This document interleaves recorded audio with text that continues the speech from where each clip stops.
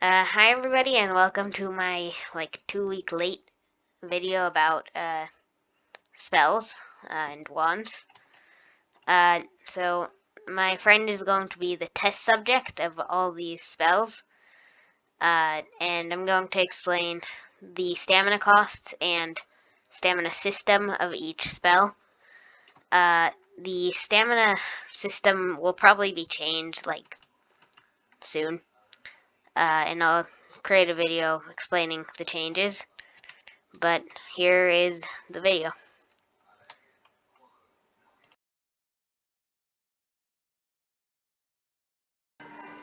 So firstly, I'm going to explain how you select spells.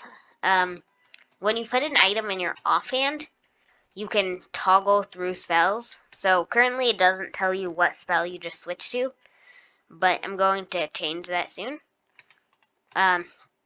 If you shift click, it'll take you to the next category of spells. And if you just click there, it'll move you to the next spell in the current selected category. If you want to shoot a spell, though some spells automatically shoot when in your main hand. If you want to shoot one, you just click. So you would just click and it would shoot it. Now I'm going to explain to you the first category of spells, which is the spark spells.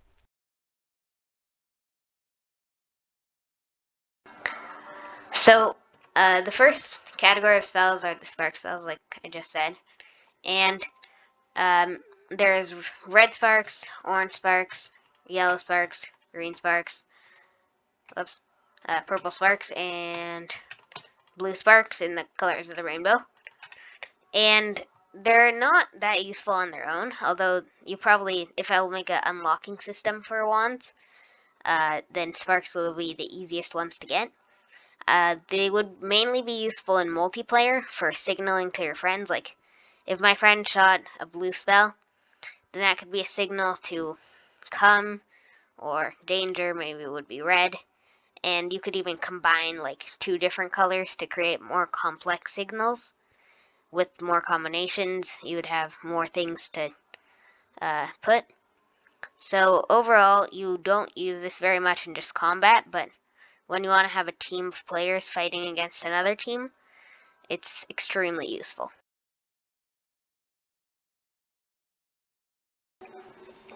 So the first spell in the charms category is the cushioning charm, which if I teleport myself, I don't know, 50 blocks in the air, you can use it to block fall damage. Gives you slow falling when you are next to it. The second spell in the category is Wingardium Leviosa, which levitates the player it hits for, I think, 5 seconds. You can use the cushioning charm to kind of block the effects of it. Although the cushioning charm does take up a bit more stamina than required to levitate somebody. So the current last spell in the charms category until I add Accio is the Disillusionment Charm, which makes you invisible for 15 seconds. It's extremely useful unless you have an arrow stuck in you, so that people can't see you and can't hit you with spells. Because there's only 5 seconds of downtime, if you're able to get somewhere in 15 seconds, then you should never be seen.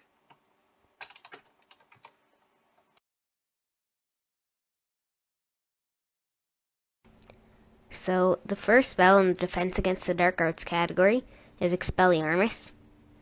Expelliarmus tosses out the player's main hand item and makes it so that they can't pick it up again for 10 seconds. The spell can be comboed with other spells in the same category, so that the wand gets destroyed after it gets tossed out. So the second spell in the category is Incendio, which creates a fire where it hits. The fire lasts for 20 seconds and then disappears, and it won't burn blocks. So basically you can't grief with it.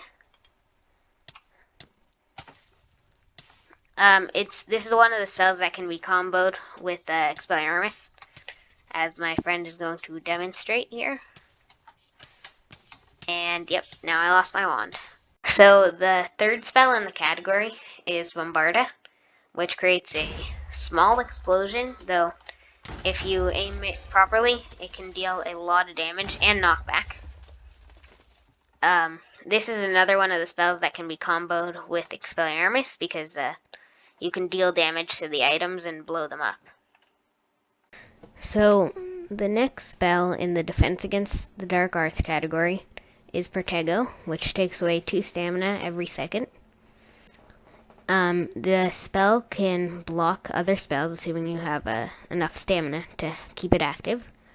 It can't block sparks, charms, and unforgivable curses, though, because generally sparks and charms don't really harm the player, and unforgivable curses just are unable to be blocked. So the next spell in the category is a Pisky, which gains you 2 hearts, 2 full hearts, or 4 half hearts. It takes away 5 of your stamina, though, so it's not a you spend a bit more stamina than health you get back. The last spell in the Defense Against the Dark Arts category is Finite Incantatem, which clears your effects and any special spell effects. Right now I'm under Perturpicus Totalis, and when I click with it, it takes away the stamina. If you don't have enough stamina, though, you can't clear the effect. So sometimes some effects cause you to not regenerate stamina, so you might not be capable of stopping the effects.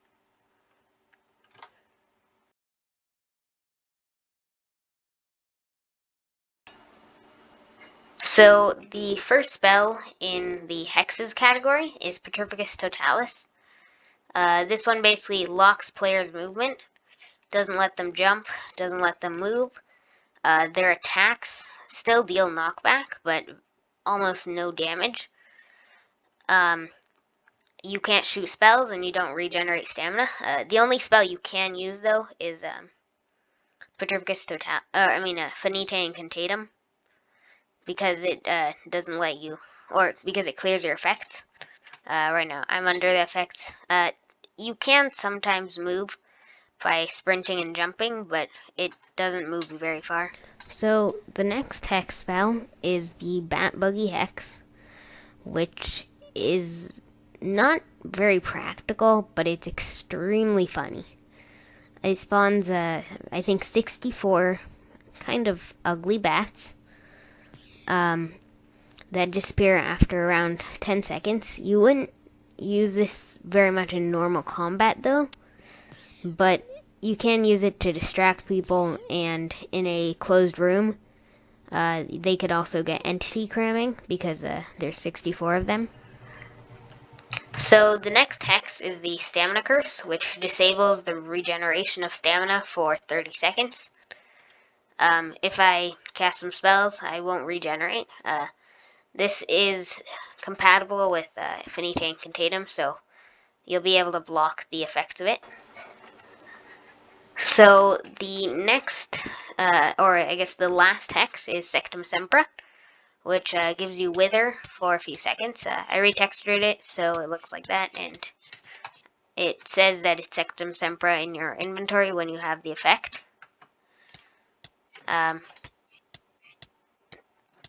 It is compatible with Finite Incantatem, so since it's an effect, you can just clear it.